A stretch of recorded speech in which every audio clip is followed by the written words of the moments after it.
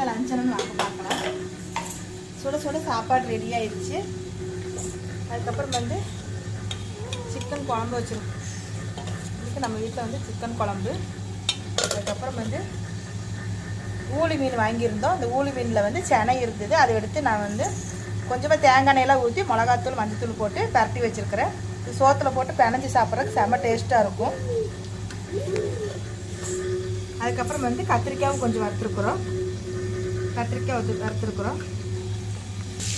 ஊளி மீன் வெந்துட்டு இருக்குது. ஊளி மீன் போட்டு வற்ற வச்சுருக்குறோம். மண்டையெல்லாம் போட்டு வற்ற வச்சுருக்குறோம் ஊளி மீன்.